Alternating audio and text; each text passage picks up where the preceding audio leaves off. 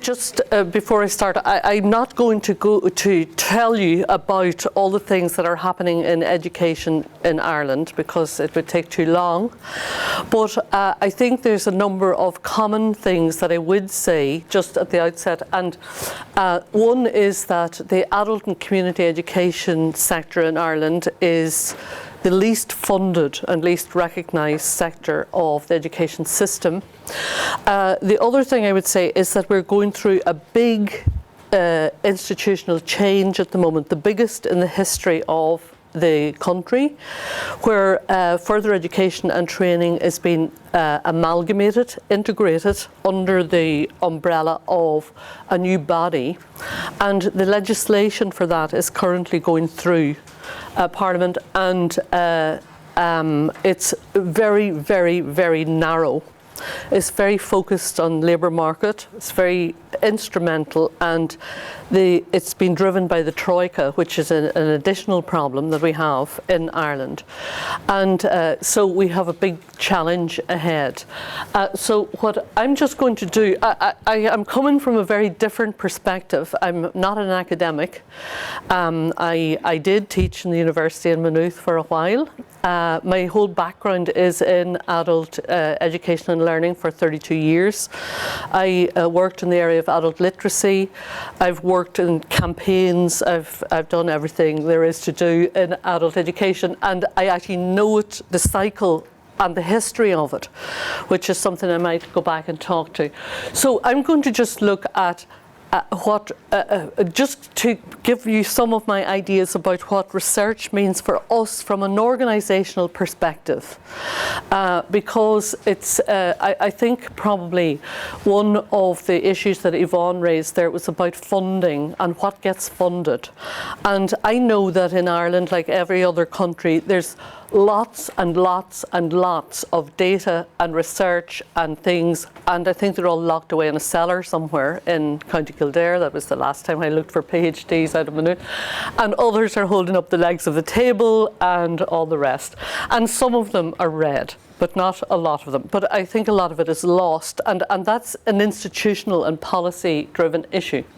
So who are we? We're the National Adult Learning. I'm nearly afraid to touch this, Rob, in case it disappears off the planet on me. My organisation is called AONTAS. This is an Irish word. It means unity or unification. And we're the National Adult Learning Organisation in Ireland, and my job is Chief Executive Officer of that organisation. We're a non-government organisation. We were established in 1969. And we're a membership organisation, so we have about 600 members nationwide, and these are people who deliver adult and community education, both in the formal and non-formal sector, and they also include researchers, individual learners, anybody who's interested in adult and community education. We have a small office space in Dublin. We've only 9 staff, and we've even less money than we had in 2008 when the economy began to collapse. The funding for everything began to get cut, and the first thing that gets cut is your research funding. It's not ever seen as important. We are co-funded by the Department of Education and Skills, and our mission is to advocate for the right of every adult in learning in Ireland for quality learning. So we're not a service deliverer in the sense we are an advocacy lobby organisation. Our job is to promote the value of adult education, to make it visible and to give voice to adult learners. This is from our strategic plan, which we develop every 3 years. And we have we want to keep adult and community education alive. That's our mission at the moment. And it's a difficult one, especially when it's going to be overwhelmed by labour market agenda.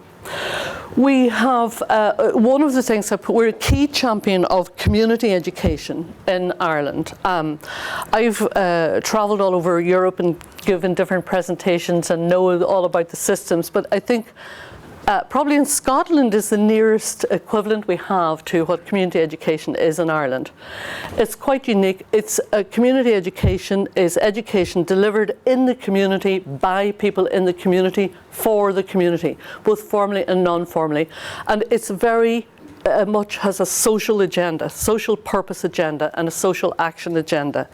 But it's also the most difficult to support. The government often doesn't see it as important, but we have actually done some work to try and address that. Where are we with research? Like, at one stage we had a research budget. We don't have that anymore. But in our objective under value, we say that we will carry out research that will inform our promotion and lobby work and support the work of policy and decision makers as well. On this picture here was at the end of our festival, which took place the last week of February.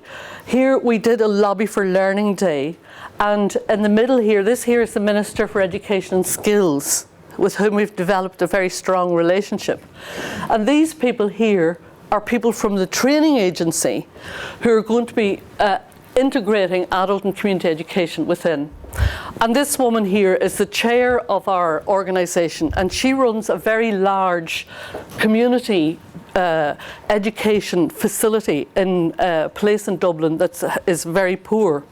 So what we were doing on this day, and you can see our backdrop here, we brought together the adult learners who came through community education and who are employed now either in the community or externally in the community. The point we were trying to make was, with these decision makers, was that community education is as valid as a labour market activation measure as momentum or the other things that are going on here.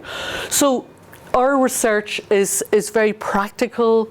It's looking at how we will inform our lobby, but it also is looking at supporting the work of decision makers and providers.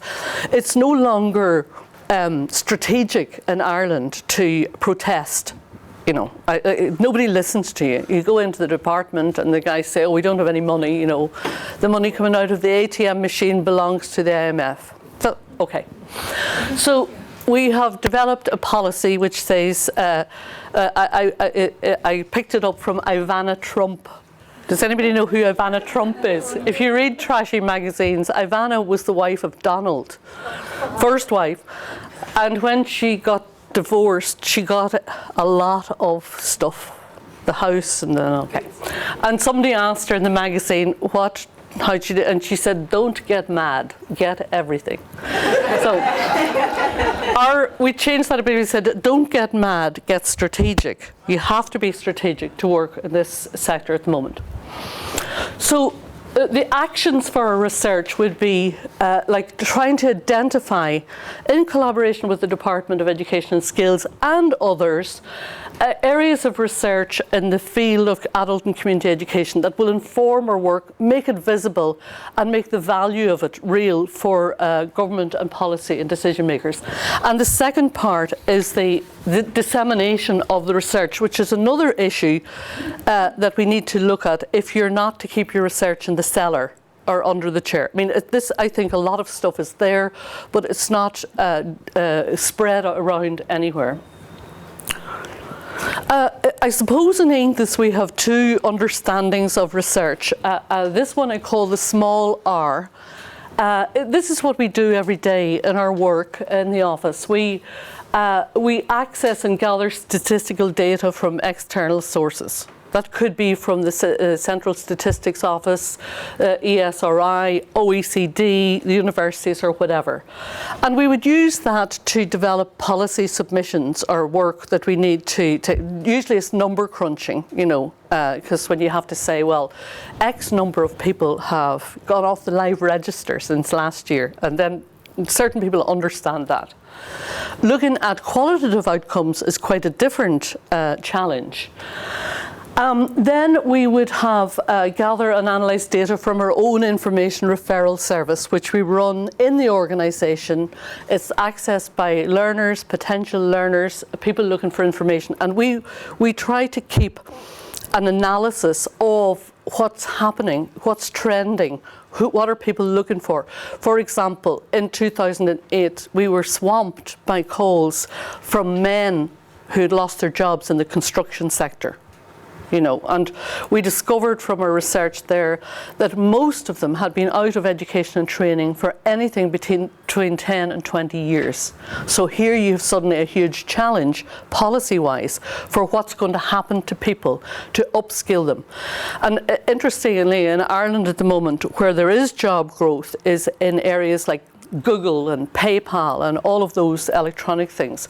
But the people who are most out of work are brickies and plumbers and all this kind of thing. So you have a mismatch as well.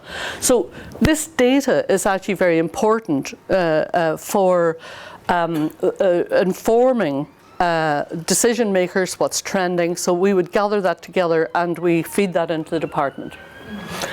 And then on a practical level, I was just interested in Yvonne talking about people themselves researching their own things, and we have a learner strategy within AONTAS where we have a database of learners, of case studies, of models of practice that we build up, which again is used to inform what a policy and what we should actually do. So these are small R's. And then we also used to have a big R before the government took all the funding away, but you get sanguine about these things. If you go into the website in AONTAS, you'll be able to see under publications a whole list of research that we've done. And it includes research on community education, older people, men's participation, women's issues, accreditation.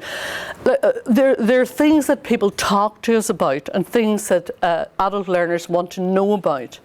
And so therefore we sometimes we do them for the Department of Education and Skills, which is this one here I'll talk about in a minute. Others we do in collaboration with other groups. Don't Stop Me Now, I'll talk about in a minute as well, was done in collaboration with Age and Opportunity. This was done with the department to look at men's participation. So we link up in different ways with different groups of people depending on the kinds of research we want to do. Interestingly, the big missing link here is with the actual universities. Most of the people we link with are external to that, so it's just something that we need to look at. This is just, and I'm not going to go through this at all, I'm just going to show you this. This is the last piece of research we did here. It's a case study. And actually one of the things we know is that in community education, it has many wider benefits than just upskilling. But no work had ever been done on that. So we persuaded the department to give us funding to do a national piece of research on the wider benefits of community education, which is in this, and it's also on the website. And I've just actually indicated some of the outcomes there now. But what I'm going to look at is what we do with this when we have the research actually done. So we got funding for this. We commissioned a researcher and statisticians to do it. We actually we did a survey of there are 55,000 learners who take part in adult and community education. We did a survey and we did all these other things as well. I have to say that one of the things we experienced was from the providers, resistance from people who actually said to us things like, our learners will not answer these questions. I go, what? These are adult people in education. They have a right to do what they want. They are not anybody's. So I think there's a lot of gatekeeping that goes on as well in the sector where people kind of hug to themselves people and don't let out the information. We got over that in different ways. When we piloted the survey, we didn't experience any resistance from any learner. We said to people, if there are questions you don't want to answer, you don't have to. But everybody did, because they knew, like we explained it, we said, look, the reason we're doing this research is that we can make a case to government for funding the kind of education that you're actually doing here. and that worked, okay. So we did these surveys and case studies, and all, they're all in the book there, but okay, more importantly, what do we do with it then? And this is where the practice part starts. There's no point in us doing this and it holding up the leg of the table. It really is, it's a waste of money. So we used it, we launched it, we had a big launch during the Adult Learners Festival. We actually brought people in who were part of it to speak, learners in particular. We got the guys who are making the decisions in there, the ministers, the decision makers, and we used this to promote the value and importance of community education to government funders and decision makers. We wanted to demonstrate and explain how community education works, because it is complicated and it's difficult for people to understand. And then we wanted to give our community education network members within AONTAS key evidence to sell their case. And I'll give you an example. The last month I've spent practically 50% of my time in the Dáil Éireann, which is our parliament, because we're trying to lobby government to include a broader definition of further education and training in the new bill, and to also include community education, social purpose of education.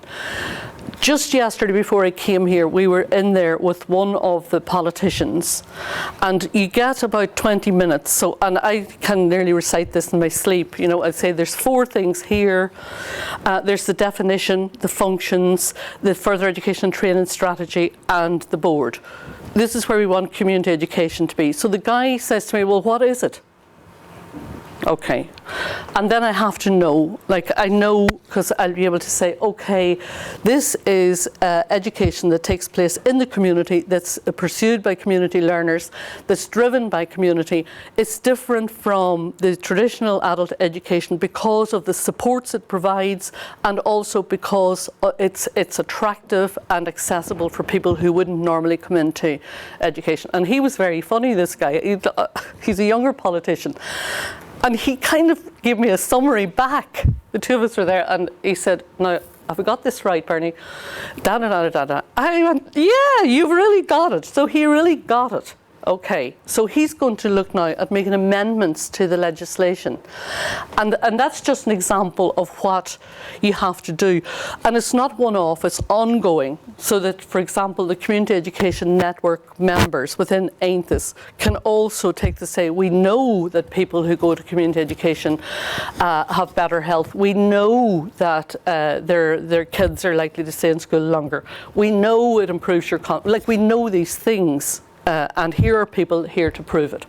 So that's just one example. Am I okay time-wise, Rob? Okay.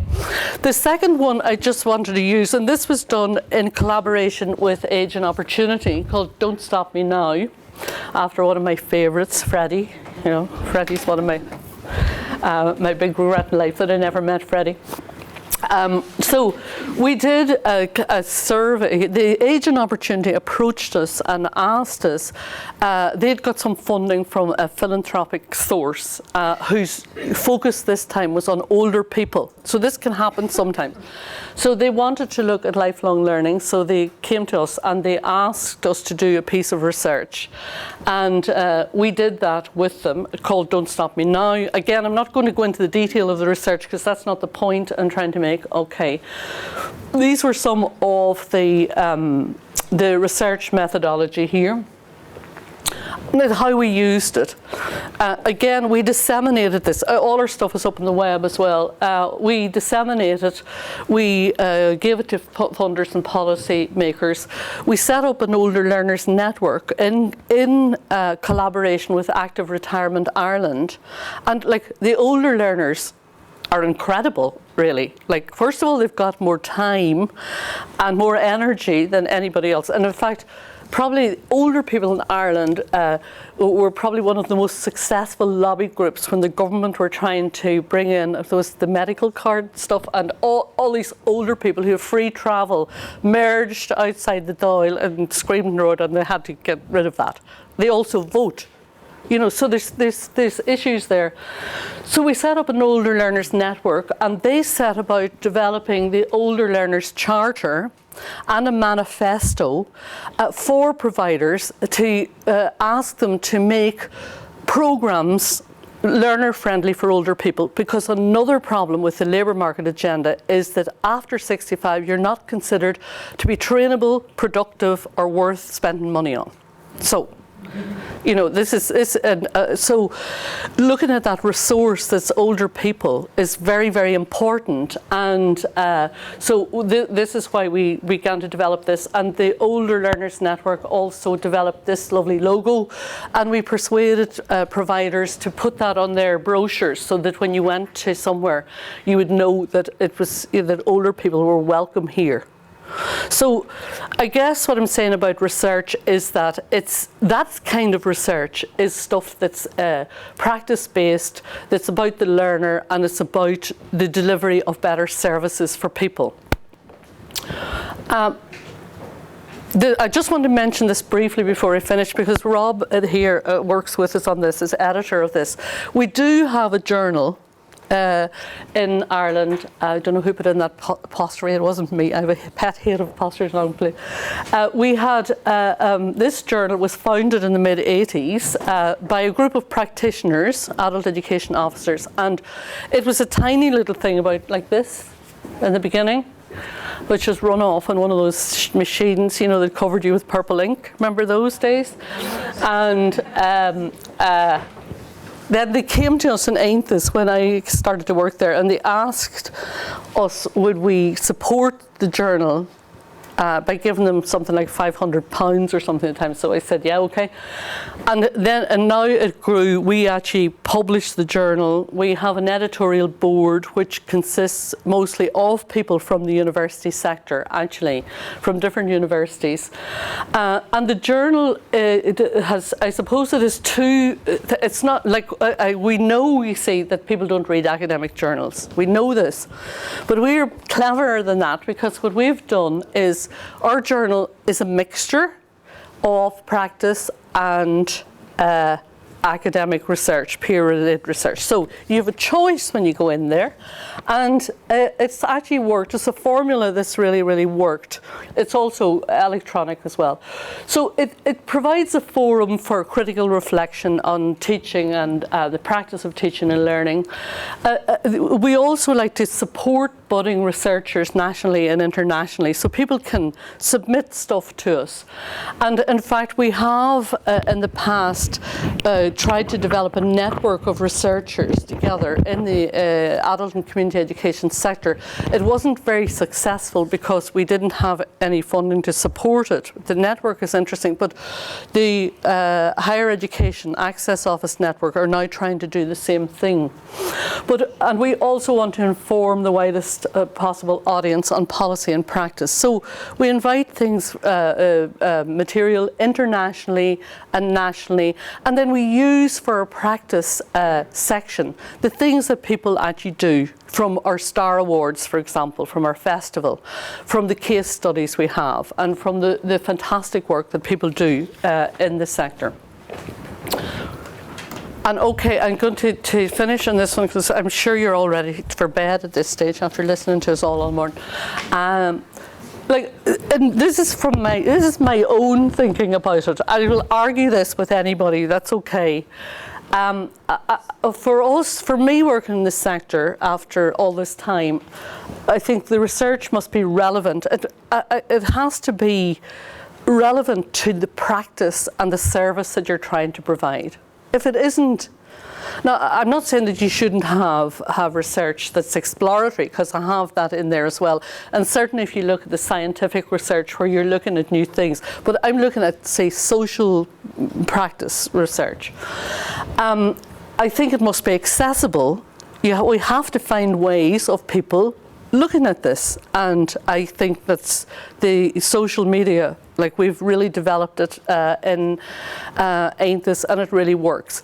And I have to say myself, when I went back to do a postgraduate program not so long ago, I just felt like an alien. here I was, I have a person with a lot of experience, I can write well, I can talk, I can do all these kinds of things.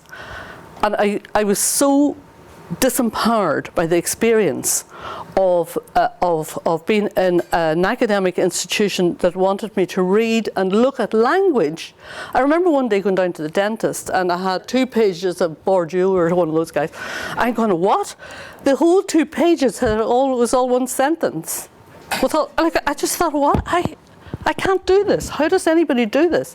So I think we need to look at ways of accepting work that is not so put in language that people don't understand it. That's how, otherwise people don't actually read it. So it has to be accessible. And I think that has to do with the culture of the university that I think Tatiana spoke about earlier on.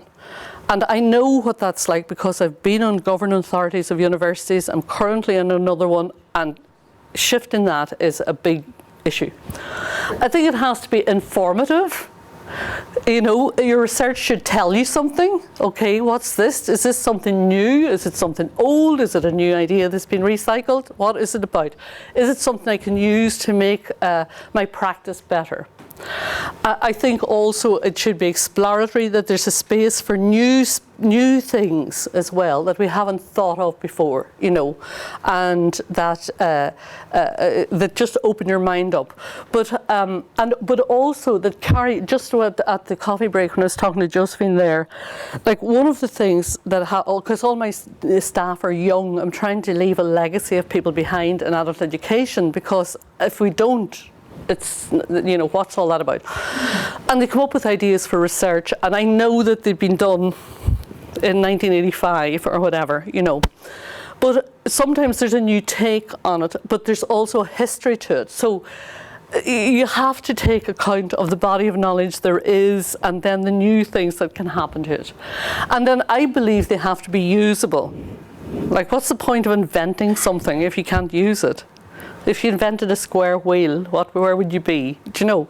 So it has to be usable, and I think that's something we need to think about. And I do believe that there are problematic issues with the connection between higher education and the kind of thing is considered research at university level and what happens in the real world. But I also know that within those institutions there are people trying to push that boundary out, and I think they really need to be supported. And I think much of the community-based work, outreach work that the universities in Ireland have done is really, really good work. But the next problem is, who knows about it? Do we know about it? So there's a couple of things that we need to do. Now, all of that requires resources, but I mean, don't get mad, get strategic. If you want to have a look at our publications and resources, you can go into the website. We're also on Twitter and we're on Facebook and all the rest, and there's little, what do you call them, bookmarks there. The